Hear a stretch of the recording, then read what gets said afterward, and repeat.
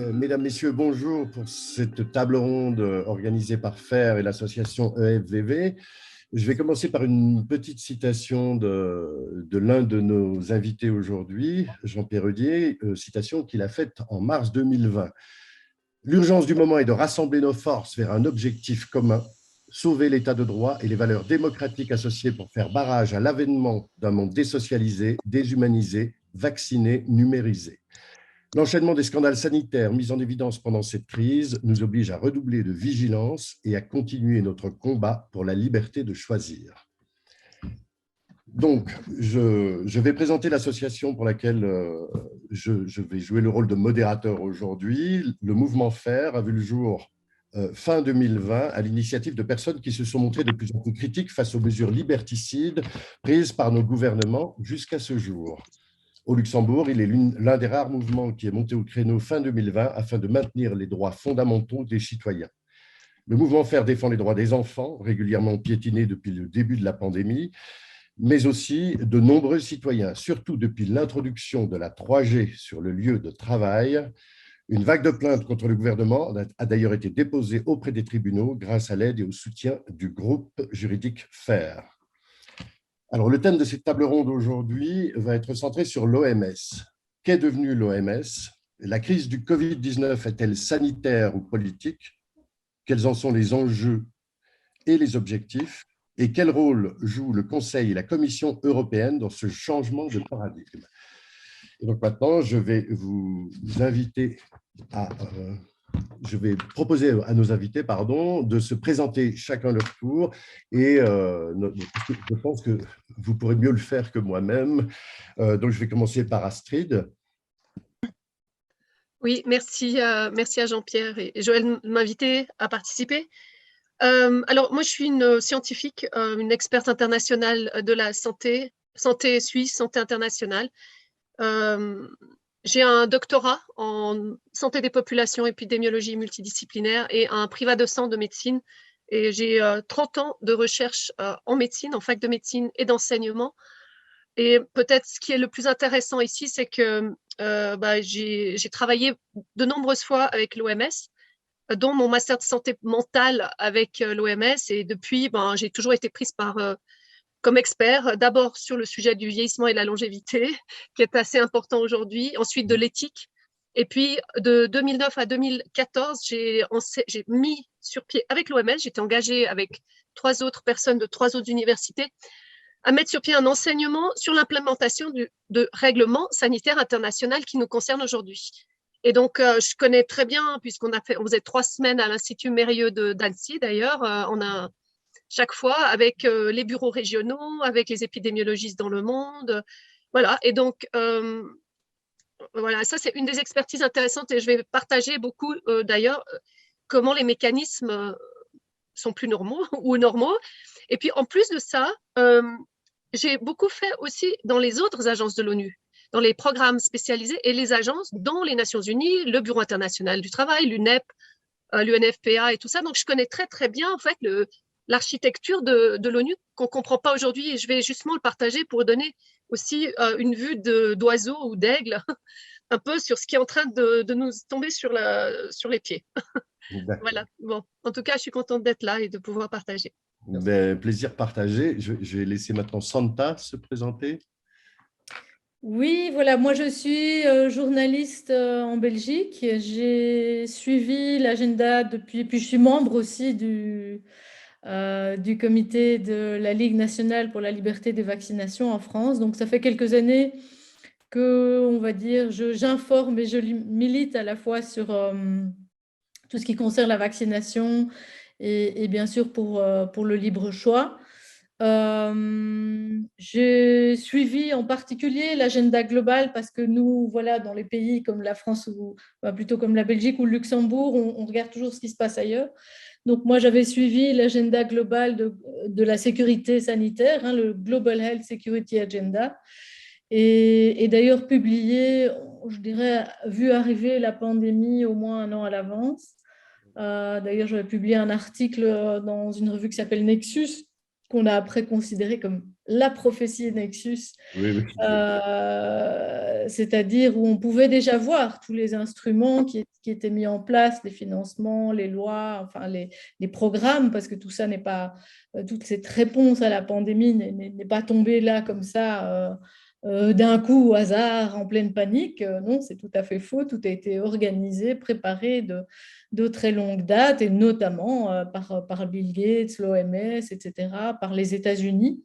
Je pense qu'on mésestime, on méconnaît complètement le rôle des États-Unis, notamment la CIA, etc., dans l'instrumentalisation de l'OMS en tant que vraiment euh, outil de conquête géopolitique. Voilà. Et puis donc, en voyant tout ça, j'ai alerté mes amis américains, notamment Robert Kennedy Jr. Et ça a été l'occasion, dès le début de la pandémie, de lui demander d'ouvrir sa fondation en Europe. Donc, j'ai été la fondatrice de Children's Health Defense Europe, l'association qu'il dirige aux États-Unis, donc ici en Europe. Et pendant 2 ans, je me suis consacrée, effectivement, on a essayé de lancer l'alerte et de rassembler un petit peu des gens dans différents pays, que ce soit voilà, des avocats, etc., des médecins et compagnie. Voilà. Donc maintenant, je viens de quitter pour prendre un peu de repos, mais voilà, on est toujours là, il faut rester vigilant. Merci. Eh bien, je vais passer maintenant la parole à Jean-Loup. Oui, alors moi je suis dans un autre.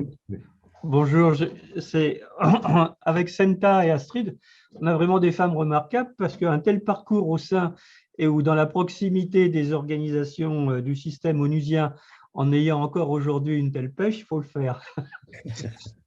Mon approche est différente parce que je suis journaliste depuis les années 72-75 et je me suis mis à travailler, j'ai collaboré évidemment avec, j'ai travaillé comme on dit en pied d'abord dans des salles de rédaction très diverses et puis j'ai travaillé également en communication pour des collectivités territoriales mais aussi pour des réseaux de PME, PMI et pour des grands comptes. Renault, France Télécom, Rochas, des choses comme ça, en conseil indépendant, et tout en poursuivant mon activité de journaliste. Et en 1995, j'ai commencé ma première grande enquête sur le plus grand crash boursier de la plage de Genève, avec l'affaire de la Sacea Holding, dont vous avez certainement entendu parler au Luxembourg, qui était la Société anonyme suisse d'exploitation agricole, qui était une société qui gère à l'époque les actifs immobiliers du Vatican. Et j'ai poursuivi après mon enquête, évidemment, dans le domaine financier. Quand vous travaillez dans le domaine de la finance, c'est intéressant parce que je collaborais à l'époque avec le mensuel économique et financier des Échos. Et vous croisez un tas de parcours, des politiques, bien évidemment, et puis les répercussions sur l'économique, le social, etc.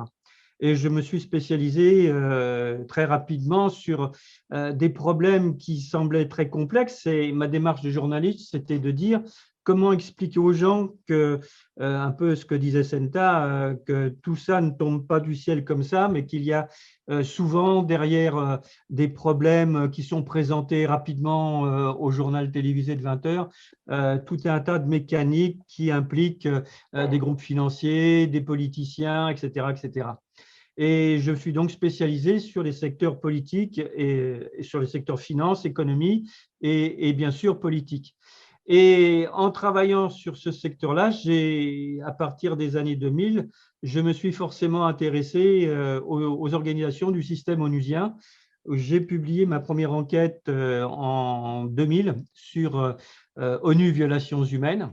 Et j'ai poursuivi, alors c'était une enquête assez difficile sur le plan humain parce que quand on va sur les organisations de l'ONU, on pense trouver évidemment des organisations qui agissent dans l'intérêt général, etc. Et puis quand on s'intéresse un peu de près à ce qui se passe dans la coulisse, dans les sous-sols, on s'aperçoit que les choses sont bien différentes.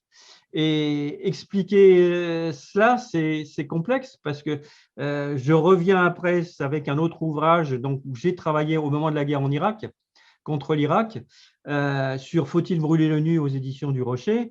Et j'ai continué mon enquête et j'ai publié encore un autre aspect de la manière dont, comme le disait fort justement Senta tout à l'heure, les organisations du système onusien peuvent être instrumentalisées au profit des intérêts occidentaux, principalement des États-Unis, avec par exemple le soutien à des groupes, le soutien officieux bien sûr, à des groupes terroristes qui sont condamnés officiellement par de fort belles déclarations. C'était notamment le cas d'abord sur la Yougoslavie, puis après dans tout ce que l'on a connu sur les pays du Maghreb. Et j'ai continué donc avec par la suite cette enquête, et je travaillais avec l'écrivain essayiste Claude Janvier, et nous étions en train de préparer un livre justement sur l'état de la France par rapport à cet ensemble de tout ce qui se passait sur le plan de l'emploi économique, etc., etc. Et quand survient brutalement, comme ça, la pandémie fin 2019. Et il se trouve que je travaille sur une autre enquête qui est celle des armes biologiques offensives qui sont mises au point dans des laboratoires de l'armée des États-Unis. Et quand survient évidemment la pandémie à la fin 2019, j'étais en train de travailler sur une curieuse maladie qui a surgi aux États-Unis 2018-2019, au mois de juillet, en plein mois de juillet, et qui présentait les mêmes symptômes que ceux de la maladie Covid-19 due au SARS-CoV-2. Mais là, ce n'est pas l'objet de la réunion, c'est pour te dire qu'avec Claude Janvier, on a travaillé tout de suite sur comment le pouvoir politique en France a profité de la crise, a camouflé la crise économique et financière dont il est responsable par sa politique, en utilisant la crise présentée comme une crise sanitaire, la crise de la Covid-19, avec le rôle que joue l'OMS, comment ça a été relayé par les organisations de l'Union dite européenne, et comment Paris, après, a fait accepter, ils n'ont pas fait accepter, du reste, comment les dirigeants français ont imposé à la France un plan de vaccination qui a été mis au point par des cabinets conseils privés avec les organismes de l'Union européenne, principalement la Commission européenne et l'Agence européenne des médicaments. Ça, c'est encore autre chose. Et quand nous avons fait cette enquête, je m'excuse si je suis un peu long, c'est juste pour expliquer dans quel cadre nous avons travaillé, nous avons eu un tas de questions quand on a sorti le premier livre, Le virus et le président. Des gens nous ont appelés, mais qu'on ne connaissait pas, qui avaient vu le livre, et pour nous poser un tas de questions. Mais est-ce que le virus est aussi dangereux qu'on le dit à la télévision? Mais comment ça se transmet? Est-ce que le masque est vraiment efficace? Mais qui a décidé de ce plan de vaccination? Enfin, on ne comprend pas. Et on s'est dit avec Claude Janvier, c'est pas possible, on ne peut pas en rester là. Il faut que l'on donne aux gens, il faut qu'on réponde à des questions qui pour nous semblent des réponses, où les réponses sont à peu près évidentes, et des questions que se posent les gens à la base. Et en même temps, il faut leur donner, il faut que le livre soit un outil de défense. C'est pour ça que nous nous sommes répartis, nous avons décidé de faire ça sous la forme, le livre que nous sortons aujourd'hui, le 20 mai 2022, qui s'appelle le Covid-19, le bilan en 40 questions, puisque en France, je ne sais pas ce qu'il en est chez vous, on en parlera tout à l'heure, mais personne ne veut faire le bilan, bien évidemment, de ces 2 années. Mais nous l'avons fait au travers des questions que les gens nous ont posées. Ces 40 questions recoupent des 40 questions essentielles sur ce que l'on appelle la crise sanitaire Covid-19. Et on s'aperçoit du reste en travaillant avec Claude, on dit tu prends 20 fiches et moi j'en prends 20 autres. Et sur les 20 fiches que j'avais une fiche où on s'était eu la question, mais qu'est-ce que l'ivermectine? Est-ce que c'est vraiment efficace?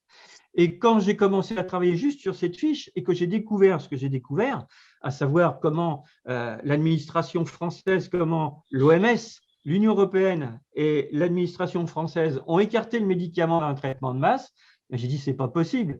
Il y a des études scientifiques qui prouvent l'efficacité de ce médicament. Il faut qu'on fasse un bouquin là-dessus. Donc, Claude a continué de travailler. Je me suis attaqué donc à ce livre qui est sorti sur le scandale ivermectine. Et après, nous avons travaillé ensemble pour continuer le livre qui sort aujourd'hui. Donc, voilà, c'est pour vous donner un peu une idée de la manière dont nous avons travaillé sur cette crise qui est présentée comme une crise sanitaire, mais qui arrange bien le monde anglo-saxon et leurs politiciens en Europe. Quant à moi, je suis président de la Ligue nationale pour la liberté des vaccinations en France et président de European Forum of Vigilance, qui regroupe les associations nationales européennes pour militer contre le libre choix thérapeutique et contre les obligations vaccinales. Je suis rentré dans l'arène, comme nous tous, par une porte différente. Moi, c'est un parcours africain dans le contexte du sida qui m'a amené à réfléchir sur les questions des vaccinations et qui m'a amené à ce poste. Donc, je ne vais pas trop parler de moi. J'ai un parcours assez original dans la mesure où, justement, je me suis beaucoup intéressé aux questions des armes bactériologiques et j'aimerais d'ailleurs en discuter ultérieurement avec Jean-Loup parce que c'est le thème qui m'a amené à la réflexion sur la connexion entre armes bactériologiques et vaccins. Ça, c'est un autre sujet pour une autre fois. Alors, je vais commencer la réunion par une petite anecdote pour introduire le sujet. C'est mon expérience depuis quelques mois, puisque en janvier 2022, je devais me faire opérer de la cataracte ici au Kirchberg. Et puis, pour rentrer à l'hôpital, je devais faire un test PCR. Et j'ai donc dû passer 3 heures dans le froid et sous la pluie à nœuds de Lange et pour me voir testé positif. Donc, mon intervention est annulée. J'obtiens donc un Covid-check, ce fameux sésame qui m'autorise à aller au restaurant après 10 jours de punition à la maison. 2 semaines plus tard, je dois refaire un nouveau test et qui est à nouveau positif. Donc, je vais avec mon premier Covid-check voir dans un restaurant. Mais monsieur, non, vous ne pouvez pas entrer, votre test est rouge. Ah, bon. Donc, vous voyez la manière dont on peut connecter et déconnecter les individus sur un simple QR code. Bon, j'ai donc interrompu le processus d'opération puisque je devais partir en vacances en Espagne. Et j'avais prévu de prendre le bateau à Cherbourg. Mais pour prendre le bateau à Cherbourg, il fallait que j'ai un Covid-check luxembourgeois, que je fasse un test moins de 24 heures en France avant d'embarquer, avec un QR code, que j'ai un PLF, Passenger Locator Form, pour la Grande-Bretagne, dans la mesure où le bateau faisait escale à Portsmouth sans nous débarquer. Il fallait donc un QR code et surtout un QR code espagnol. Ce QR code espagnol, je n'ai jamais pu le télécharger, si bien qu'à l'embarquement, on m'a dit non, monsieur, vous ne pouvez pas embarquer. Donc, j'ai pris la route et puis j'ai passé des vacances. Et puis, hier, par exemple, j'étais encore en Normandie jusqu'hier parce que je me promène entre le Petit et le Grand-Duché. Et donc, pour venir ici à Luxembourg, il m'a fallu 3 QR codes. Un premier QR code pour le premier trajet jusqu'à Paris, et je n'ai pu sortir de la gare qu'en mon QR code. Un deuxième QR code pour aller de Paris à Metz, et qu'on a scanné à tout endroit. Et un troisième QR code pour aller de Metz à Luxembourg. Donc, vous voyez bien, donc ma vie est conditionnée à toujours avoir un QR code. Mais heureusement, notre brave Madame von der Leyen nous a annoncé que dorénavant, nous aurons un passeport numérique européen sur lequel toutes ces multiples données seront enregistrées pour votre liberté, votre sécurité et enfin faciliter vos déplacements. Quel progrès! Mais pour moi, progrès, ça évoque une citation de Madame Giroud en 1976. Et si ce que l'on nomme progrès n'était qu'une façon de changer de malheur? Voilà, donc c'est l'objectif de cette réunion. Nous allons demander quel est le rôle de l'OMS et de l'Union européenne dans cette révolution numérique. Nos invités vont tenter d'apporter un éclairage à cette inflation de QR code et je laisse la parole aux invités. Oui, donc voilà, moi je vais vous poser une première question qui est quelle était à l'origine la mission de l'OMS et quand et pourquoi cette mission a-t-elle évolué et surtout dans quel dessein? Il y a plusieurs façons de regarder la mission de l'OMS parce que j'ai encore juste regardé maintenant. Comme ils sont en train de changer les textes sur les pages et tout ça, on doit se référer à des textes de base. Et ça, j'invite tout le monde à aller voir les textes de base, surtout de la Charte universelle des droits humains, droits de l'homme et de la femme, et la Constitution de l'OMS, hein, qui date de 1948 et qui est fondateur, même si pas tous les États ont signé ça à l'époque, qui est fondateur de ce qui se passe aujourd'hui. Et si vous lisez l'article 1 de cette Constitution, le but de l'OMS, je vous le lis, hein, comme ça c'est clair, le but de l'Organisation mondiale de la santé est d'amener tous les peuples au niveau de santé le plus élevé possible. Donc, c'est très large. Ensuite, dans le préambule de cette Constitution, alors évidemment, ils disent que la Charte des Nations Unies la mentionne, que le principe de base de l'OMS est le bonheur des peuples et de leurs relations harmonieuses et de leur sécurité. Donc là, on voit déjà qu'il y a un petit biais.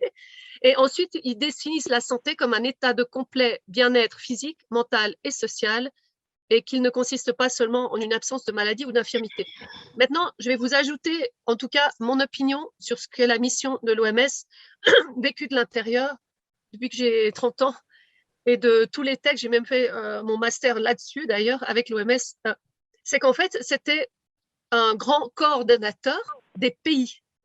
Et les États membres ont toujours été, en tout cas, en faux semblant, on le voit maintenant, ou alors ils l'ont changé complètement plus tôt, c'est que l'OMS n'est qu'un grand coordinateur de la santé et de la promotion de la santé dans le monde, mais aussi de la maladie. Donc ça, ils ne le mentionnent pas souvent, mais en fait, ils s'occupent beaucoup de la maladie. Et alors, ils coordonnent les textes et les guidelines pour Vision 2020, par exemple, pour les dentistes, pour les déterminants sociaux de la santé avec une commission marmotte. Et en fait, ils amènent, et c'est ça qui me passionnait, ils amènent dans tous leurs départements, qui changeaient aussi au fil des années, l'expertise mondiale pour, ensemble, avec les gouvernements, créer des guidelines pour les pays qui soient des standards applicables au pays. Et c'est ça que je trouvais vraiment intéressant au niveau scientifique, c'est une organisation mondiale de la santé publique, puisque moi, c'est mon expertise, c'est la science au service de la santé du monde, des politiciens, pour prendre les bonnes décisions éthiques et qui peuvent aider la population. Mais jamais ils ne s'impliquaient sur les décisions des États membres.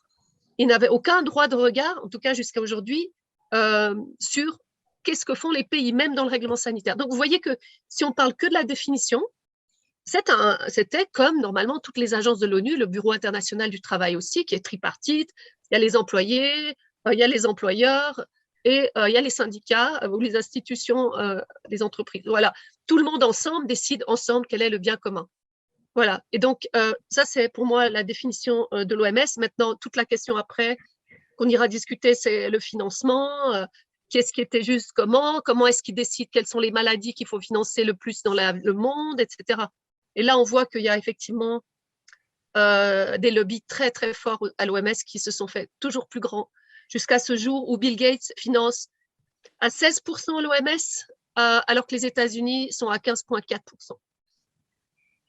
Oui, tout à fait. À propos de Bill Gates, juste pour le financement, parce que quand on dit qu'il finance à 16% l'OMS, oui. La fondation Bill et Melinda Gates a un financement direct à l'OMS de 16%. Plus les deux, c'est Bill Gates, enfin, j'aurais dû être plus précise. Bill et Melinda Gates plus Gavi, les deux ensemble. Oui, c'est ça. Il y a leur participation dans Gavi, et puis ils financent encore des programmes. Donc, en fait, c'est bien plus encore que 17%, je pense. Bon, voilà, je n'ai pas le pourcentage exact, mais justement, je vais un peu rebondir là-dessus parce qu'effectivement, je pense qu'il y a eu une véritable volonté, et les gens doivent comprendre, premièrement, que ce n'est pas normal que l'OMS soit actuellement financée par quand même essentiellement des fonds privés. Aussi, enfin, soit certains pays qui ont des parts absolument énormes, comme les États-Unis, l'Angleterre, etc., soit par des fonds privés, sachant que la fondation Bill et Melinda Gates, c'est quand même un fonds d'investissement, surtout aussi. Et dans Gavi, il y a l'industrie pharmaceutique. Donc, ce qu'il faut comprendre, ce qui se passe au niveau mondial, c'est-à-dire que l'évolution à travers d'OMS, le coup d'État dont il faut quand même qu'on parle aujourd'hui, et là, je suis sûre que les autres vont, et Astrid en particulier, l'expliquer encore mieux, mais ce qui est en train de se faire, c'est véritablement un coup d'État mondial vers un nouvel ordre mondial, une sorte de gouvernance mondiale à travers la santé et en particulier à travers l'organisation de l'OMS. Et ça, c'est quelque chose qui a été, et donc on a aussi tendance à voir, c'est un coup d'État mondial qui est organisé par un cartel d'intérêts privés. Et c'est ça qu'il faut comprendre, c'est-à-dire que le cartel, le complexe militaire industriel américain, les gros financiers qui sont derrière les banques, la Banque mondiale, l'IMF, Vanguard, BlackRock, les groupes d'investissement qui sont aujourd'hui plus grands, qui pèsent plus que de nombreux pays, etc., plus Big Pharma. Tout ça, en fait, c'est le cartel de la nouvelle gouvernance mondiale avec les Google, GAFA et compagnie. Donc ça, c'est ce qui est en train de se passer et c'est vraiment au niveau de supprimer, on va dire, progressivement les États souverains, donc la souveraineté, reprendre à travers l'Union européenne, je crois que c'était dans la question aussi, et les organisations internationales, vider finalement les États souverains, les nations, de leur substance et n'en faire finalement que les courroies de transmission d'un gouvernement mondial. Et ça, c'est un plan qui fait qu'en fait, il y a des complicités entre les États-Unis. Bill Gates, c'est autant avec la CIA que Bill Gates, Tedros et compagnie, qu'avec la Chine. Il faut comprendre les liens qu'il y a entre la Chine et Tedros, la Chine et Bill Gates. Tous les acteurs de la finance mondiale et des GAFA, etc., des grosses banques, Goldman Sachs, que ce soit, ils sont tous là-bas. Donc, ce cartel va des États-Unis à l'Europe, en passant par l'Angleterre, la France, etc., bien entendu, Israël, mais aussi jusqu'en Chine. Donc, c'est là où, en fait, tout ça n'est pas du tout exposé. Alors, il y a eu un grand moment quand même, il y a quand même une grande influence politique de la part des États-Unis, qui est très, très bien décrite avant que je n'oublie, parce que moi, j'oublie toujours de parler des livres. Donc, voilà, si jamais on vous accuse d'être un complotiste, moi, c'est pour ça que j'ai fait, entre guillemets, que j'ai fait venir Robert Kennedy en Europe. C'est justement pour qu'il parle du complot. Je pense que si quelqu'un a le droit de parler du complot, c'est bien Robert Kennedy, dont le père et l'oncle ont été assassinés par la CIA. Et là, il y a 600 pages d'explications effectivement du complot avec plus de 2000 références. Je crois qu'il y a un grand moment qu'il faut comprendre, c'est qu'il y a à partir de 2010 ce qu'on appelle le mouvement des néoconservateurs aux États-Unis qui décide vraiment une politique de conquête dans l'idée d'aller mettre la main sur les puits de pétrole, sur toutes sortes de ressources, etc., un peu dans cette idée aussi malthusienne de mon Dieu, il n'y a pas assez de ressources sur la planète, donc il faut diminuer la démographie, contrôler les populations, parce que ça a quand même été un très grand agenda de l'OMS, le contrôle de la population, la démographie, et provoquer éventuellement des guerres, etc. Donc, il y a vraiment une politique de conquête et qui s'est faite à travers l'OMS, à travers aussi USAID et tout l'agenda du SIDA, UNAID, etc., et qui en fait était une couverture pour la CIA. Donc là, il faut comprendre comment ça se fait qu'on retrouve après je termine, je laisse ça parler aux autres, mais comment ça se fait qu'on retrouve dès la fin des années 80 quelqu'un comme Bill Gates ensemble avec Léon Black, qui est donc un des patrons de la CIA à l'époque, ensemble avec Ehud Barak, qui à l'époque était le directeur du Mossad, des services secrets israéliens, qui est après devenu ministre de la Défense, etc., et avec Jeffrey Epstein. Comment ça se fait qu'en 2010 ou 2011, on retrouve Epstein avec Bill Gates au Parlement européen à Strasbourg pour aller tout apprendre des politiques de santé? Donc là, il faut quand même qu'on ouvre les yeux, qu'on dénonce des crimes économiques, des crimes en termes de génocide et une conquête politique. Et après, je veux bien dire un mot aussi de Tedros plus tard. C'est quelqu'un qui est accusé. Moi, j'ai publié un article en disant, voilà, le directeur de l'OMS est-il un terroriste? La réponse est oui, c'est un terroriste, un vrai. Et c'est quelqu'un qui est coupable de génocide, de torture, de détournement de fonds, etc. Alors là, il y a un moment où il faut quand même qu'on en parle. Voilà. Petite interruption, je voulais dire que les financements privés de l'OMS sont affectés à des programmes qu'ils choisissent eux-mêmes. C'est-à-dire que ce n'est pas pour soigner la bilharziose ou pour des choses, des vraies maladies. Mais donc c'est pour ça que la vaccination étant un outil de prévention, oui. Donc c'est sous couvert de cette prévention que l'on favorise, c'est ça. Les Américains ont acheté l'OMS via Bill Gates, qui a injecté 10 milliards en 2010. Et donc, c'est comme ça, évidemment, avec l'argent qu'ils se sont appropriés le truc. On va laisser la parole à Jean-Loup. Jean-Loup, oui. Oui, pour faire suite à ce propos très éclairant d'Astrid et de Senta, je vais préciser un peu sur le budget de l'OMS. Pour la période, pour le budget 2022-2023, l'OMS a un budget de 5,62 milliards d'euros. Il faut savoir que ces 5,62 milliards d'euros sont financés d'une part par ce qu'on appelle les contributions des États et d'autre part par les contributions volontaires. Les contributions des États, c'est ce que versent les États, c'est un pourcentage. Il y a un comité qui travaille là-dessus au sein de l'Organisation mondiale de la santé pour fixer, en fonction du produit national brut de chaque État, quelle est la part que doit verser chaque État pour permettre le fonctionnement de l'OMS. Mais en réalité, ça ne permet pas du tout le fonctionnement de l'OMS parce que les sommes que versent les États ne représentent en gros que 20% des 5,62 milliards d'euros du budget actuel. Et il faut savoir que tout le reste est financé par des contributions volontaires. Et là, ça devient très vicieux parce que vous avez trois types de contributions volontaires. Vous avez les contributions volontaires de base, c'est-à-dire qui sont des contributions qui peuvent être données en plus par des États ou par des entités privées, des fondations, des sociétés, et qui participent généralement au fonctionnement de l'OMS. Et ces contributions restent encore du domaine de l'attribution de la direction de l'Organisation mondiale de la santé. Et vous avez ensuite ce qui s'appelle les fonds thématiques de collaboration stratégique.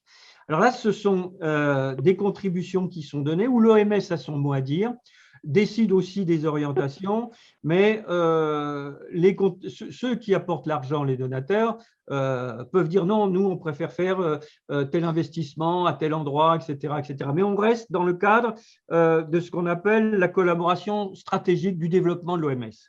Et puis, la troisième partie, alors là, ce sont les contributions qui sont dites à objet désigné. Et celles-là sont les plus importantes parce qu'elles représentent plus de 90% de l'ensemble des contributions. Et c'est là que l'on retrouve des sociétés transnationales, mais surtout des fondations privées. Et les fonds qui viennent de ces contributions à objet désigné, c'est-à-dire que c'est celui qui donne l'argent qui décide à quoi va servir cet argent. Au fond, là, l'OMS n'est plus qu'un instrument, qu'un outil. Et on le voit bien avec United, par exemple, qui est présidée actuellement par l'ancienne ministre de la Santé du gouvernement Valls, Madame Marisol Touraine, qui, soi-disant, a pour objet de permettre l'accès du plus grand nombre à des médicaments meilleur marché. Mais alors, je m'interroge, pourquoi United fait-elle la promotion et met-elle en place tout un système avec le Gavi, un tas d'instances d'organismes de l'OMS pour promouvoir et pour diffuser massivement des produits expérimentaux et potentiellement dangereux, alors qu'il existe un médicament comme l'ivermectine qui ne coûte pratiquement rien et dont les études scientifiques ont démontré qu'à tous les stades de la maladie, ce médicament peut intervenir. Ça, c'est pour vous dire que les contributions à objet désigné qui représentent plus de 90% des contributions volontaires, c'est là que se passe la mainmise des transnationales privées et de leur lobby sur l'OMS.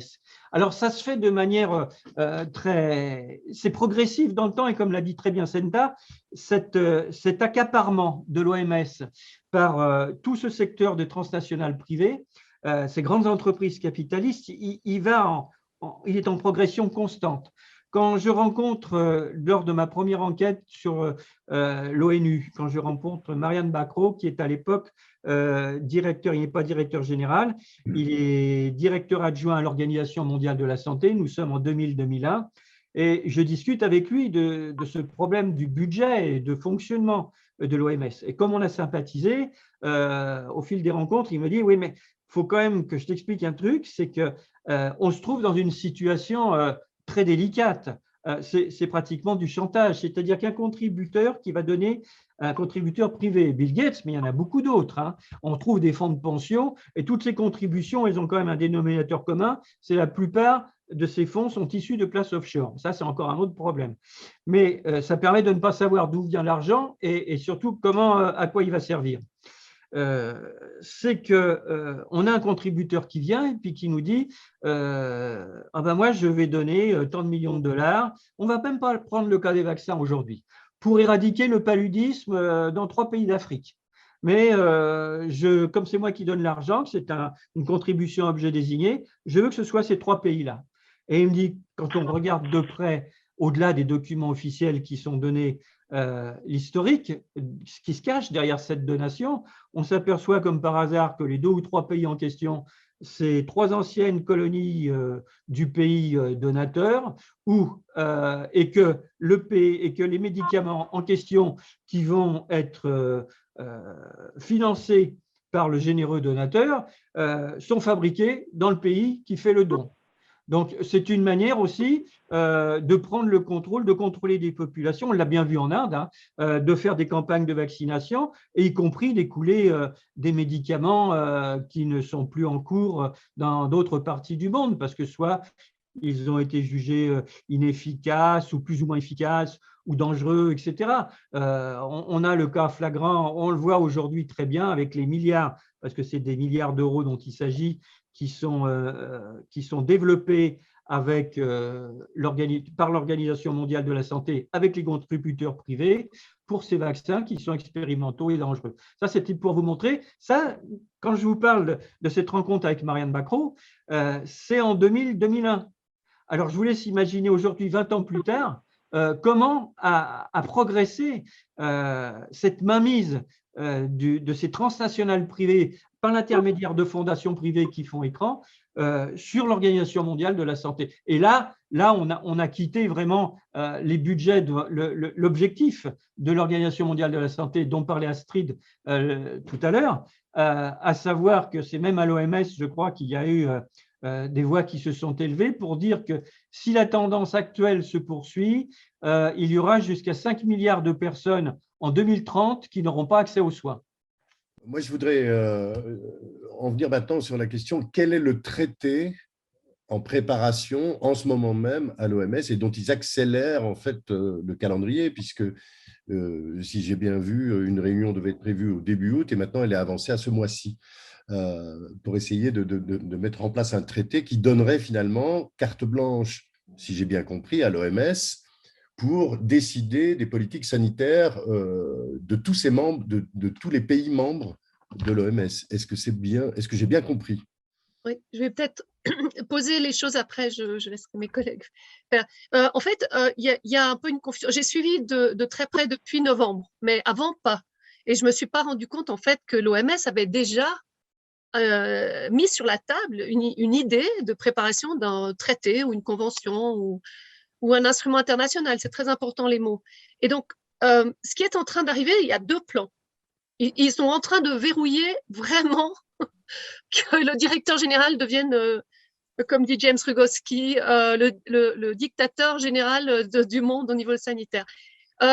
Donc, il y a l'idée d'un traité et il y a eu un guide sur les traités des pandémies qui a été préparé d'ailleurs par un institut des hautes écoles où tous les diplomates de l'ONU vont, qui est hybride entre une université et qui a été financé et fondé d'ailleurs par les gens qui ont créé les Nations Unies. Donc maintenant, je comprends un peu mieux cet organisme des hautes études internationales, que personne ne comprenait son statut. Et donc, cet institut a créé, avec une ancienne de l'OMS que je connais très bien, Ilona Kitt-Bush, un guide des pandémies, tout ce que vous devez savoir pour vous aider à faire une décision sur un traité des pandémies. Et ça a été publié dans l'automne dernier, donc il est encore par là. Et donc, quand vous lisez ça, c'est la première voie de blocage d'une démocratie qui appartient aux États membres de décider ce qu'ils veulent faire. Il se base sur la constitution de l'OMS, donc toujours la même, et ils sont en train de dire que les constitutions, en gros, que eux savent comment gérer une pandémie, qu'on a vu que les États membres n'arrivaient absolument pas à bien gérer puisque le Covid est toujours là, etc. Voilà, ils ont une rhétorique bien construite. Et donc, le seul organe qui peut vraiment gérer quelque chose de global, c'est l'OMS. Alors qu'avant, ils coordonnaient. Et là, ils commencent non seulement à gérer, mais ils commencent à décider. Et c'est là où c'est très, très dangereux. Et ils utilisent donc le mécanisme de vote est vraiment aussi, on pourrait en parler, très vicieux, mais ils sont en train de se référer à l'article 21 et au fait que le règlement sanitaire international a passé par la même voie pour être construit d'ailleurs, et que tout se décidera à l'Assemblée mondiale de la santé ou dans une assemblée extraordinaire, comme ils ont fait le 28 novembre au 1er décembre 2021. Et donc cet article 21 leur permet, déjà depuis la Constitution, mais je pense qu'il y a eu des changements, ils ont enlevé les footnotes. Donc, j'invite ceux qui regardent à aller chercher les travaux originaux et de voir comment ils ont ajouté des footnotes et tout ça. Alors, il y a il y a 3 articles qui leur permettent de voter à main levée à 2/3 des voix et de pouvoir adopter en assemblée quand il y a quelque chose qui est de l'autorité d'une urgence. Sous l'urgence, ils utilisent l'urgence comme dans tous les désastres et tout ça, parce qu'avec l'urgence, vous avez la porte ouverte sur tous les délits et sur toutes les violations en fait, des droits humains, c'est ce que je me rends compte. Mais l'article 21, ça c'est le traité, le convention et traité s'appliquerait sur la Constitution, qui est supérieure à toutes les constitutions du monde, et que les constitutions du monde ont en général déjà changé partout dans le monde un petit alinéa qui dit qu'en cas de problèmes sécuritaires ou de santé globale, eh ben, c'est l'OMS qui décide ou c'est l'ONU qui décide. Donc, ça a été bien construit déjà. Et donc, dans cet article 21, il y a 5 points où vous retrouvez ce qu'on a vécu depuis 2 ans. Ils peuvent décider des mesures sanitaires et des lockdowns, comme ils veulent, des quarantaines. Ensuite, ils peuvent décider de la nomenclature, des définitions. Ils ont déjà changé la définition, on l'a vu déjà maintenant, mais ils ont changé déjà la définition de ce que c'est une pandémie, de l'immunité, des professionnels de santé. Et là, je vois qu'ils sont en train de changer la définition de la santé. Donc, voilà. Ensuite, le troisième qui est très inquiétant, c'est qu'ils deviennent un peu l'Agence européenne des médicaments, qui peuvent valider les pratiques médicales, les mesures d'hygiène et ce qui est bon ou pas bien. Par exemple, ne pas faire d'autopsie, pour eux, c'est normal, alors que c'est la base de la science. C'est pour ça qu'on ne sait toujours pas si on a vraiment un Covid, d'ailleurs. On est mort de Covid ou pas. Ensuite, les 2 dernières, c'est vraiment, ils changent des normes relatives à l'innocuité, la pureté, l'activité des produits biologiques et pharmaceutiques. Et le dernier sur la publicité. Donc, vous avez dans ce traité le scénario qu'on a déjà vécu mis sous une dictature sanitaire d'une personne. Le deuxième, et donc ça s'est décidé en adoption d'une procédure. Vous pouvez bien lire les textes, c'est très important les mots parce qu'ils ont leur propre nomenclature à l'ONU. Hein. Donc le premier, il faut toujours regarder quand il y a des réunions ce que dit le directeur général au début et à la fin et les décisions. Et tout est sur Internet. Donc il a décidé et il a dit, ça a été adopté à l'unanimité. Et on n'a pas le nombre de pays exact. Il faut vraiment fouiller. Hein. Qu'est-ce que ça veut dire exactement, puisque tout se fait en ligne. Et donc, adopter la procédure avec une date d'une réunion avant le 1er mars, ce qui s'est passé, et où l'Union européenne a aussi adopté.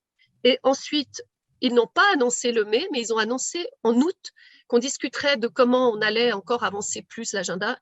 Mais ce qui arrive, c'est qu'il y a l'Assemblée mondiale de la santé où ils peuvent, bien sûr, décider d'avancer encore plus sur certains sujets. Ça, c'est le A, c'est la voie. La B, je vais essayer de faire plus court, c'est quelque chose qui est arrivé du chapeau lapin, un lapin qui est sorti du chapeau magique en avril dernier, mais pourtant qui a été décidé au fin janvier. Donc, le 18 janvier, la mission permanente des États-Unis auprès de l'ONU à Genève écrit une lettre, c'est les procédures, hein, écrit une lettre au directeur général de l'OMS à Genève et lui dit « Voilà les changements que nous voulons faire au règlement sanitaire international ». Donc, c'est la Bible du management que les pays ont accepté et qui est une loi obligatoire. On dit « binding law ». C'est ça qu'on enseignait, « the binding law », et qui a été adopté par la même procédure dans une assemblée à main levée. Ce n'est pas un traité. Donc, ils veulent faire des amendments, je ne sais plus comment on dit exactement au niveau légal. Amendements, on dit aussi. Ok. Alors, des amendements qui concernent, j'ai bien compté, 13 articles. 13 articles essentiels de l'OMS et dans ce règlement. En gros, quand vous faites des amendements, moi j'ai bien suivi au niveau des droits des femmes, parce que le Vatican venait toujours tracer tous les droits des femmes dans les séances, hein, et après le texte il passait pas où il passait. En général, quand les États-Unis soumettent un texte, il passe toujours parce qu'ils ont un lobby énorme. Là, il y a déjà 49 pays, dont l'Union européenne, qui a déjà accepté ce qu'ils ont fait. Et donc, ils tracent, ils ajoutent des mots ou ils ajoutent des paragraphes ou ils tracent des paragraphes. Et alors, il y a une systématique. Ils ont tracé tous les paragraphes qui donnaient l'autonomie aux pays membres et ils ont ajouté, au lieu de l'OMS may do this, peut faire ça, c'est l'OMS va faire ça, va offrir et vous devez accepter, va offrir ces services et vous devez les accepter. Donc, la gouvernance, par des petits mots et des petits paragraphes à droite à gauche, va partir tout de suite vers le directeur général qui peut décider. Deuxièmement, il y aura une surveillance permanente. Ça veut dire qu'ils ont utilisé le mécanisme que je connais aussi assez bien du droit humain, le droit de l'homme, la Conseil des droits de l'homme, qui est le UPR, Universal Periodic Review, c'est les revues périodiques universelles des pays. Est-ce qu'ils ont violé les droits de l'homme? Ça se fait comme ça sur 2 ans. Et ils vont faire la même chose pour les surveillances des pandémies et des épidémies qui fassent bien. Ensuite, ils ont mis le curseur de early prevention, la prévention, la détection la plus proche, précoce, voilà, je cherchais le mot. La détection précoce va devenir tellement précoce que vous n'êtes pas malade, mais vous ne le savez pas, mais vous êtes un malade qui s'ignore. Et donc, ils vont utiliser des instruments technologiques invasifs. D'ailleurs, c'est un des problèmes des violations, et pas non invasifs, qu'une personne peut décider, Tedros, mais aussi les 6 bureaux régionaux. Et donc, ils ont élaboré une structure tellement élaborée d'architecture d'une maison où tout le monde est coincé avec des gens qui décident, que là, c'est aussi quelque chose de grave. Ensuite, je vais vous mentionner encore 2 choses choquantes, parce qu'il y en a encore d'autres. Hein. Ils ont mis sur pied un comité de compliance, the Compliance Committee. Donc, si les pays n'obéissent pas à Papa Tedros, attention, il y a un comité de compliance qui va venir avec le bâton et qui va vous foutre quelque chose, qui va vous mettre une punition. Et ensuite, le dernier, ça c'est le plus inquiétant, et on voit qu'ils sont en train d'accélérer tout le mécanisme. Le dernier paragraphe, ils ont changé le moment, le deadline, la date butoir de réclamation et d'opposition à cet amendement, à ces amendements. Et ils l'ont mis à 6 mois. Ça veut dire que si c'est adopté le 22 mai, on a 6 mois jusqu'au 22 septembre, hein, mais juin, juillet, septembre, octobre, 22 octobre, ce qui arrive justement avant les élections américaines, et qu'il y a probablement un lien avec les élections américaines pour implanter la dictature totale à travers l'OMS. Mais pour moi, il n'y a pas que ça, parce qu'il y a une autre instance bien plus élevée qui peut donner son droit de veto puis qu'on peut attaquer. On en parlera après, donc c'est le Conseil de sécurité et l'Assemblée générale. Il faut que ce soit adopté aussi en septembre par l'Assemblée générale, en principe. On ne peut pas accepter que l'enfant OMS de toute la famille onusienne fasse une dictature aux autres agences. Donc, à mon avis, ils doivent encore passer par l'Assemblée générale de l'ONU qui se déroule tous les mois de septembre chaque année. Et alors, ça, ce sera ficelé. Donc, on a 6 mois pour s'opposer. Voilà. Je l'ai fait en gros, mais vous voyez bien qu'il y a A et B. Il y a le traité et il y a les amendements, qui est un autre processus. Ils devaient l'envoyer 4 ans avant l'Assemblée mondiale de la santé. C'est fait. Ils l'ont déroulé il n'y a qu'un mois et c'est extraordinaire les effets dans le monde entier. Tout le monde se mobilise. Alors ça, c'est vraiment le truc positif. Dans les procédures de vote aujourd'hui, ça a été mentionné par Jean-Louis Santa, il n'y a plus seulement les États membres. Les États membres ils ont disparu dans l'océan des États non membres et ils ont appelé ça non-state actor. C'est des acteurs non étatiques et le secteur privé. Et ils ont toute une liste de personnes accréditées, mais ils ont laissé la porte ouverte à vraiment la marée du business, quoi. Et c'est ça qui est peut-être inquiétant, c'est que le financement je ne comprends pas, moi, en tout cas, le financement va arriver, mais comment est-ce qu'ils vont organiser cette mafia dictatoriale, vu que ça devient une boîte à business de la maladie, pas de la santé, bien sûr. Voilà. Mais comment ils vont organiser la mafia dictatoriale? Il y a Bill Gates qui vient de publier un livre sur comment How to prevent the next pandemic, hein, comment prévenir la prochaine pandémie, dont il a dit avec certitude que ce sera un virus d'origine terroriste, un bioterroriste.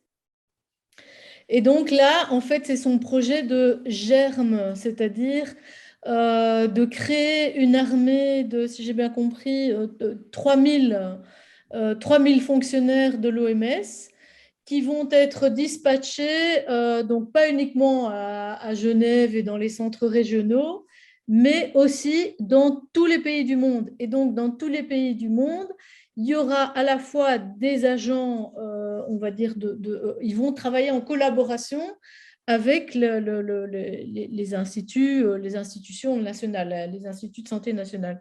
Et alors, leur truc, ça va être de former, de préparer, d'entraîner, de brainwasher des exercices pandémiques. Donc, ce qu'ils ont fait, parce qu'il faut savoir que les exercices de pandémie, c'est un agenda, donc on l'avait dit, des néoconservateurs américains qui a débuté avec ce qu'ils appellent le Project for a New American Century. Et donc, enfin, on peut remonter plus loin jusqu'à la Deuxième Guerre mondiale, mais on va dire que là, il y a vraiment eu un grand développement à ce moment-là. Et donc, l'idée, c'est d'entraîner là tout le monde, tout le temps, à la menace du prochain virus, la détection du prochain virus, comme tu l'as bien dit, l'anticipation. Donc, les Américains qui ont un truc qui s'appelle DARPA, une agence qui s'appelle DARPA, qui est la branche, en fait, c'est une agence militaire, mais qui est les développements, toutes les nouvelles technologies militaires. Donc, on leur doit toutes les technologies d'espionnage, le GPS, l'Internet, enfin plein de choses. Et bien plus que ça, toutes les eux qui travaillent pour toutes les nanotechnologies, notamment pour les vaccins. Eh bien, ils ont aussi maintenant inventé une agence qui s'appelle ARPA, donc il va être spécifiquement le même modèle que DARPA, mais pour la santé, où il s'agira par exemple d'aller effectivement deviner à l'avance, en monitorant, surveillant chaque être humain, y compris sous la peau, 24 heures sur 24, chez lui, partout, ce qu'il consomme, ce qu'il fait, où il va, etc., comment il respire, avec toutes sortes de nanodétecteurs dans son comportement, etc., c'est-à-dire d'intégrer tous ces systèmes de surveillance, hein, pour en revenir un peu au QR code et compagnie, et pour éventuellement aller anticiper et dire, voilà, telle personne va être malade ou telle personne va avoir un comportement dangereux pour la société. Terroriste dangereux. Alors, juste profiter, parce que c'est vrai, je trouve que c'est important, comme tu l'as souligné, Astrid, tout va dépendre d'un seul homme, enfin, beaucoup en tout cas, qui est Tedros. Donc, comme je l'ai dit, je veux quand même bien dire, parce que je crois que les gens ne se rendent vraiment pas compte. Hein. Donc, Tedros, l'Éthiopien, a débuté sa carrière donc, dans le Front de libération du peuple tigré, qui est une organisation terroriste en Éthiopie, qui avait pour principal objectif la destruction des ennemis voisines, hein, des ethnies voisines, donc notamment les Omoro et les Amhara. Omoro et les Amhara, c'est ça. Donc, il faisait si on va voir, on peut voir, c'est toujours en tout cas, quand j'ai vérifié l'an dernier, c'était toujours dans le registre officiel, la base officielle des organisations terroristes, enlèvement, assassinat, attaque à main armée, viol, etc. Lui faisait partie du Politburo, donc c'est-à-dire ceux qui font toute la propagande. Hein. Donc ça, c'est comme ça qu'il a commencé sa carrière politique. C'est un politicien, c'est pas un médecin, même s'il a eu un doctorat en santé publique, etc. C'est pas un médecin. C'est quelqu'un qui a quand même aussi, donc qui a été ministre après en Éthiopie, ministre de la Santé, qui a dissimulé et camouflé 3 épidémies de choléra, qui a été à la direction des programmes… pardon, qui a été à la direction des programmes financés par Bill Gates du Fonds global. Donc là où effectivement il y a eu des détournements de fonds massifs, toutes les politiques qui ont été faites, il y a eu l'union des professionnels, l'union des professionnels de Amhara, donc l'ethnie Amhara, l'a accusé d'avoir mené une véritable politique génocidaire en tant que ministre de la Santé. Donc, selon eux, les ethnies Amhara ont perdu plus de 2,5 millions de personnes entre les recensements de 97 ou 97 et 2007 en 10 ans, alors que les autres ethnies ont progressé de 2,6. Ils n'ont eu droit à aucun service de santé, à l'exception des programmes de contraception, d'avortement, etc. Donc, à part ça, il a aussi été ministre de l'Intérieur, je pense, non, ministre des Affaires étrangères, hein, donc accusé quand même de torture, de kidnapping, etc., d'assassinat d'opposants politiques et compagnie. Donc, voilà à qui on a affaire. Je ne comprends pas comment, voilà, et par rapport à tous les grands bienfaits, soi-disant, l'amélioration de la santé, la création de milliers de centres de santé en Éthiopie. Donc, il y a eu un audit qui a été effectué par l'inspecteur général Parsons. Par exemple, 77% des centres médicaux construits grâce aux fameuses politiques de Tedros n'avaient pas d'eau potable. 32% n'avaient pas d'installation sanitaire. Donc, c'est de l'argent qui est parti dans des poches, c'est tout. Dans le cadre de l'enquête que je poursuis actuellement sur l'OMS, il y a 2 fondations à laquelle il faut s'intéresser, c'est la fondation Wellcome Trust et la Wellcome Leap. Wellcome Leap qui est dirigée par l'ancienne directrice de la DARPA.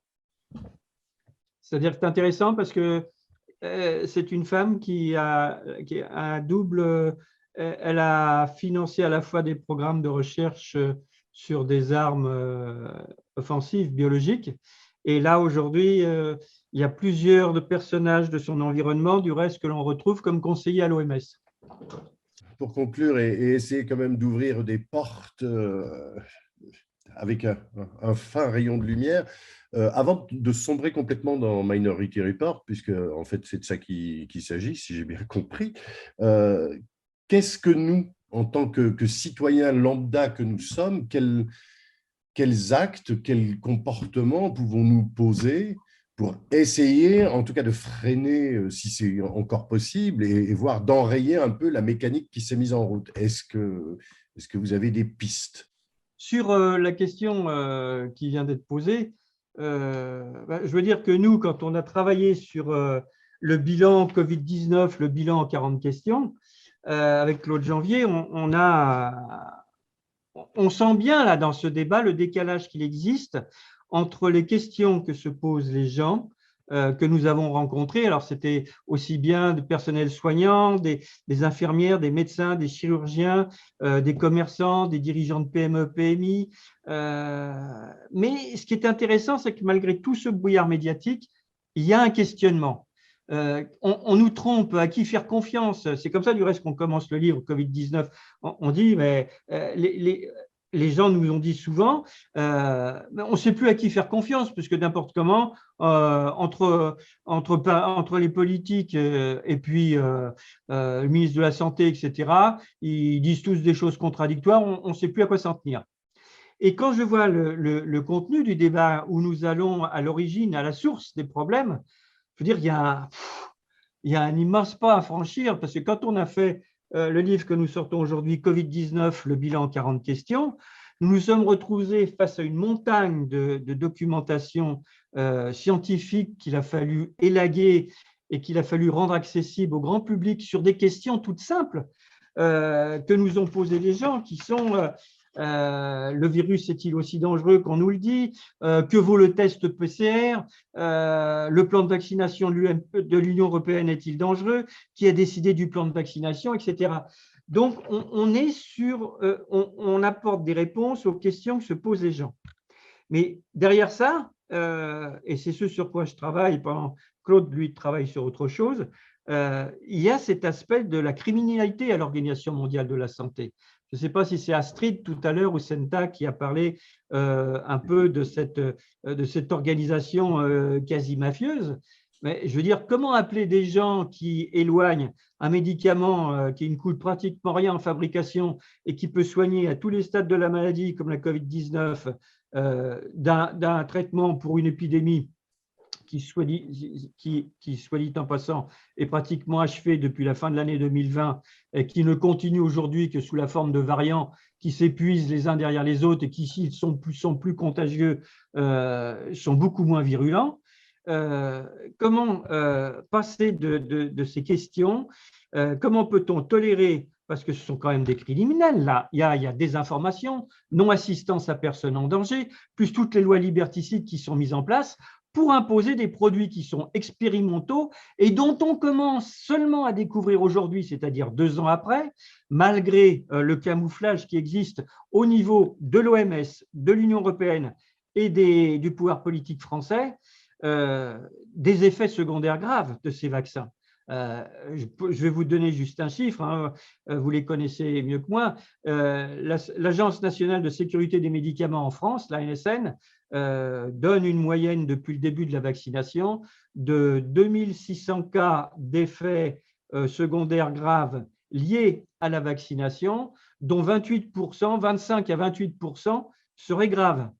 Et il faut tenir compte que ce chiffre, comme nous l'expliquons dans le livre, ne représente, c'est une enquête qui a été faite aux États-Unis sur la collecte des informations après la vaccination, ne représente que 1 à 5% maximum du nombre réel de cas. Alors, comment pouvons-nous agir aujourd'hui? Je pense qu'il y a plusieurs comportements à avoir. La première, c'est à chaque fois qu'on peut, c'est débattre, informer. Et l'action, c'est s'opposer partout aux mesures liberticides, gouvernementales. On vous empêche de rentrer à un hôpital. On donne dans le livre les moyens, qui contacter tout de suite d'urgence, comment déposer plainte. Vous avez à l'entrée de l'hôpital, parce que c'est ça, il y a des gens qui ne peuvent pas se faire soigner. On dit que c'est à cause, soi-disant, des personnes qui ne seront pas vaccinées, mais on sait très bien, ça, les gens prennent de plus en plus conscience. On le voit aujourd'hui avec les mouvements sociaux qui commencent à se déclencher dans les hôpitaux, parce que même les urgences ne peuvent plus faire face, et ce n'est pas de la faute des personnes non vaccinées, c'est parce qu'il n'y a plus de personnel, il n'y a plus de moyens, il n'y a plus de structures. En pleine période de crise dite sanitaire, le gouvernement français a supprimé 1700 lits quand même. Et alors, cerise sur le gâteau, il a prononcé l'interdit professionnel pour tous les personnels soignants qui se retrouvent aujourd'hui au chômage, sans ressources et parfois même sans logement, ils ne savent plus comment s'en sortir, de personnel qui avaient la capacité de pouvoir intervenir pour soigner les gens. Donc ça, c'est vraiment, on est dans le régime du scandale, mais moi je dis que c'est du crime. C'est du crime. On met à l'écart, sous les prétextes futiles, quand on sait que la Covid-19, la létalité, c'est près 1,86%, 2% en gros, et la mortalité, c'est en gros plus ou moins 0,16, 0,20%. Donc, on est au niveau pratiquement d'une grippe moyenne. Donc, quand on voit le dispositif qui a été mis en place, c'est contre ce dispositif, c'est contre ce gouvernement, enfin contre les gouvernements qui prennent ces décisions qu'il faut agir. Et c'est là qu'interviennent, parce qu'on le voit bien, la quasi-totalité des organisations syndicales et des partis politiques sont dépassés sur cette question. Ils sont complètement intégrés dans le système, consciemment ou non. En France, je veux dire, c'est catastrophique. Et ce sont des associations. Il y a eu, un peu comme vous avez le même phénomène dans la presse, comme avant la Révolution française en 1789, une multitude, vous avez eu à l'époque dans la presse une multitude d'éclosions de feuilles qui s'imprimaient, qui se diffusaient comme ça, etc. Vous avez le même phénomène aujourd'hui avec une multitude de sites internet, de blogs, etc., qui se créent parce que il n'y a plus comment dire, Mainstream. il n'y a plus d'informations réelles. Les gens ont conscience qu'ils sont trompés par le pouvoir politique et qu'ils sont trompés par la plupart des médias généralistes. Donc, à partir de là, où trouver l'information? Donc, c'est là que joue. Il y a eu une éclosion formidable d'associations loi 1901 pendant cette période. Alors, c'est aussi bien des professionnels du droit, notamment des avocats, c'est des associations comme celle que vous dirigez, la Ligue nationale pour la liberté de vaccination, que nous citons dans le livre, où nous donnons la référence du guide juridique et où nous disons aux gens, on vous empêche de rentrer dans un établissement, on vous empêche d'accéder à des soins parce que vous n'avez pas fait de test PCR ou parce que vous n'êtes pas vacciné. Consultez le guide juridique de la Ligue nationale pour la liberté de vaccination. On vous empêche de faire ceci, on vous empêche de faire cela. Ne vous laissez pas faire, agissez tout de suite. Le défenseur au droit, c'est une institution qui existe en France. Contactez-le systématiquement, on donne les numéros de téléphone. Comment agir tout de suite? Il ne faut rien lâcher, il ne faut rien céder. Et pour ce qui concerne la France, je parle surtout du cas de la France, les gens aujourd'hui ne peuvent compter que sur eux-mêmes et comme sur des associations comme les autres. Parce que tous les autres, tous les politiciens tiennent des discours, mais vous voyez bien, attendez, il y a quand même quelque chose de scandaleux. C'était que il y avait des partis politiques les partis politiques, je parle des élections présidentielles en France, qui présentaient des candidats qui soutenaient les personnels qui étaient Berufsverbot, comme on dit en allemand, hein, les personnels qui étaient interdits professionnels parce qu'ils n'étaient pas vaccinés. Il y avait le Parti pour la refondation communiste en France, le PRCF, l'UPR, l'Union populaire républicaine, les Patriotes, je veux dire des gens qui venaient de mouvances, de courants idéologiques, on pourrait dire, très différents, mais qui se retrouvent aujourd'hui dont les propositions convergent sur la question de rendre la souveraineté à la nation, sur la question de la démocratie dans la gestion des entreprises, c'est-à-dire nationalisation des secteurs clés de l'économie. Pour ce qui concerne la France, la nationalisation, ça ne veut pas dire remplacer des énarques de droite par des énarques de gauche. On a vu ce que ça donnait, mais il y a encore qui n'ont pas compris. Et également le référendum d'initiative constitutionnelle. Je veux dire, la sortie de tout bloc militaire. Il y a là tous ces candidats, non pas tous ces partis qui étaient anti-système en réalité, n'ont pas pu présenter de candidats. Parce qu'on a un système truqué qui fait que pour présenter un candidat en France aux élections, il faut recueillir 500 signatures. Voilà. Simple citoyen, comment agir tout de suite, ne pas laisser faire, s'opposer à toute mesure restrictive. Et il y a des moyens qui existent. Les associations, vos associations les présentent par les sites internet. Il faut que les gens s'informent. Il faut qu'ils réveillez-vous. Il faut s'informer et essayer que les organismes, si j'ai bien compris, hein, il faut s'informer et essayer que toute cette multitude de petites associations travaillent en coopération. Il ne s'agit pas qu'elles deviennent une gronde, mais qu'elles travaillent en coopération. Tout à fait. Cette coopération soit horizontale, si j'ai bien compris.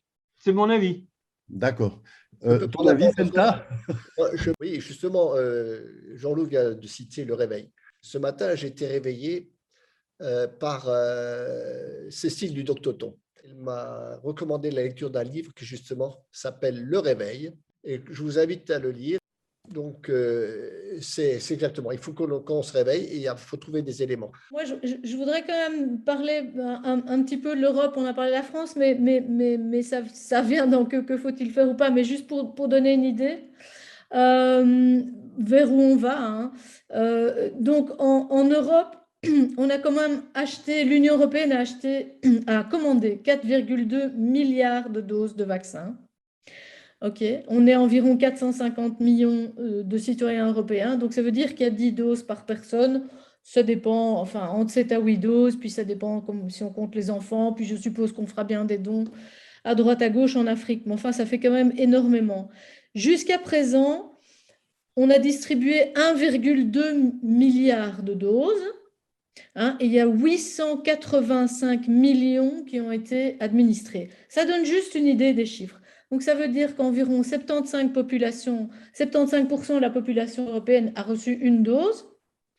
Il y en a qu'environ 50% qui prennent les…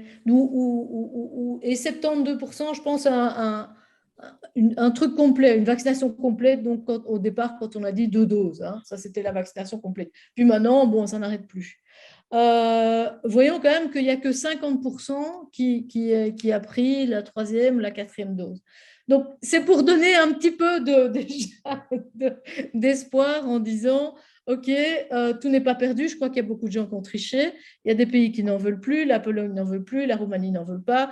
La Bulgarie n'en veut pas. Donc, voilà. Donc, il faut tenir bon.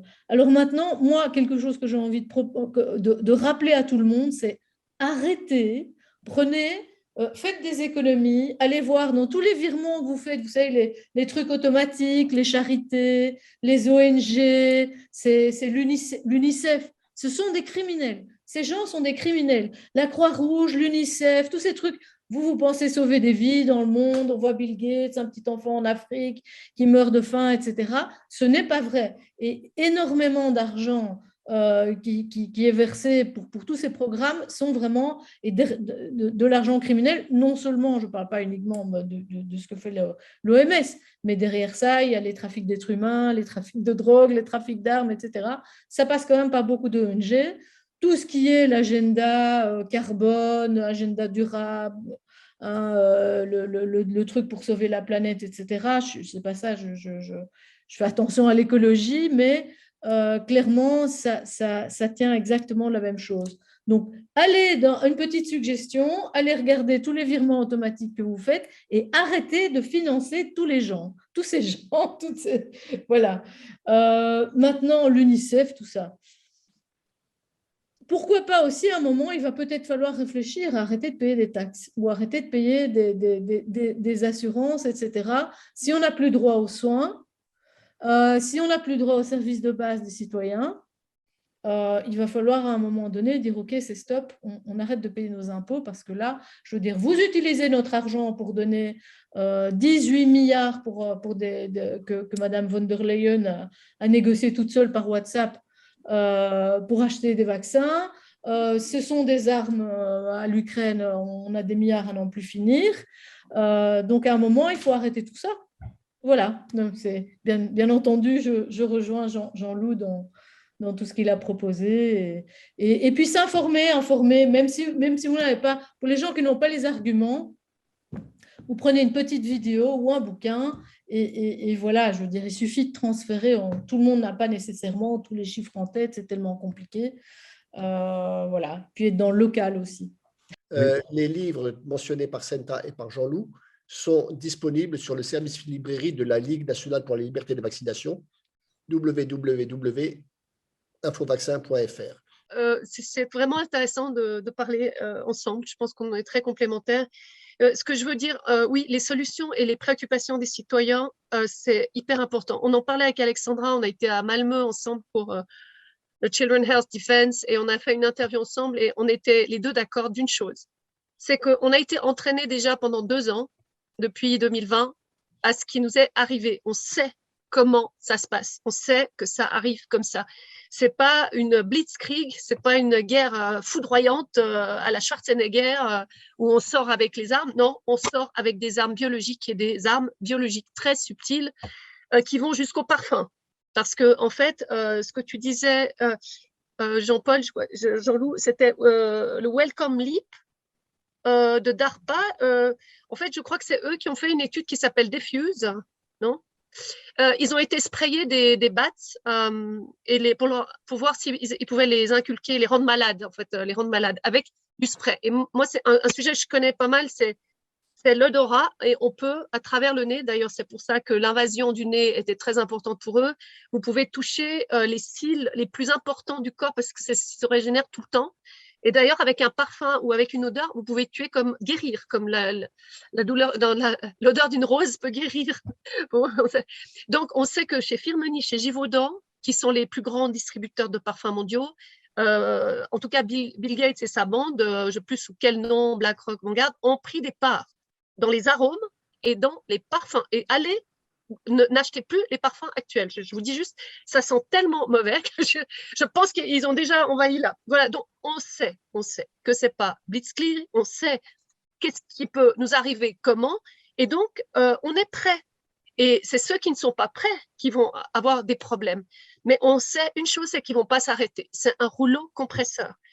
C'est un rouleau compresseur qui vient de l'architecture globale du nouvel ordre mondial à travers l'ONU, qu'ils n'ont plus qu'à faire flip et qu'ils ont mis des personnes clés corrompues ou menacées à des postes clés de décision dans les pays. Et c'est pour ça que notre constitution ne marche plus, puisque nos pays et notre gouvernement est inscrit au registre du commerce et n'est plus un gouvernement par ailleurs. Donc, j'arrête pas de le répéter parce que je trouve très important. Donc, on sait aussi, et Jean-Loup l'a dit déjà, mais moi j'ai des rapports scientifiques que je peux poster chez toi, Jean-Pierre, et des articles gratuits d'ailleurs, scientifiques que je peux mettre. On sait vraiment que c'était une fraude scientifique depuis le début. Pas plus de morts, pas d'autopsie. On n'a jamais isolé le virus chez 300 académies, n'ont pas réussi à trouver la causalité, comme d'ailleurs dans le sida, de la causalité d'un virus qui crée les mêmes syndromes et les mêmes symptômes tout le temps. Par contre, on soupçonne des choses de la DARPA qui ont bien 10 ans d'avance sur nous et qui savent très très bien, et ils utilisent notre ignorance pour nous faire croire que c'est ci, c'est ça. Et voilà, il faut faire très attention. Donc, la seule solution, c'est de sortir du système, de dire non et de s'opposer. Le non-consentement a déjà été établi et on sait que c'est de l'extorsion de consentement, mais si vous dites non, vous risquez rien. Et par contre, vous devez anticiper votre non. Il y a le guide d'ailleurs que Virginie de Arrojo-Recha a fait pour Jean-Pierre Audier pour la Ligue nationale, je sais, la LNLP, voilà. Et donc, ce qui est excellent, et moi j'ai appris beaucoup de ce que vous devez dire pour dire non et vous défendre. Mais au niveau politique, moi, je parle toujours de deux choses. Une, c'est la voie juridique du citoyen. À l'ONU, quand vous êtes une ONG, vous représentez une organisation non gouvernementale, vous pouvez dire non, sans problème. Ils acceptent toujours. Après, ils changent ou ils ne changent pas. Mais on doit dire non. Individuellement, collectivement, il y a des groupes en France qui le font. Peut-être, Jean-Pierre et Joël, vous pouvez le créer dans vos organismes. On a 6 mois, hein, ce n'est pas juste l'organisation maintenant qui est en train de se dérouler parce qu'on va avoir le draft 0 du traité, donc on pourra réagir. On peut dire non, soit on bloque à tout, mais ça veut dire exit l'OMS, dehors de tout le système des Nations Unies, aller taper système Nations Unies dans Internet Google et vous tapez sur image et vous étudiez la grandeur de cette affaire. C'est le gros machin, comme disait De Gaulle, le gros machin, je crois qu'il disait. Alors, c'est de dire, non seulement on s'oppose, mais on sort et nos pays ne nous représentent plus, nous, les citoyens. Il y a trop d'éloignement entre la base de la terre, c'est comme le fermier, et tout à coup, on lui vend son pot de confiture avec plein de chimiques dedans. Vous voyez, on ne le représente plus. Donc, exit, alors non seulement de l'OMS, parce qu'il faut écrire au directeur général selon l'article 19 et 22, au directeur général et faire opposition, que ce soit État membre ou nous, les vrais États membres de notre Constitution, nous écrivons en disant que notre État ne nous représente pas, donc nous écrivons. Et nous écrivons déjà dans le monde entier, il y a plus de 700 avocats dans le monde qui écrivent, alors vous voyez que ça a une ampleur énorme.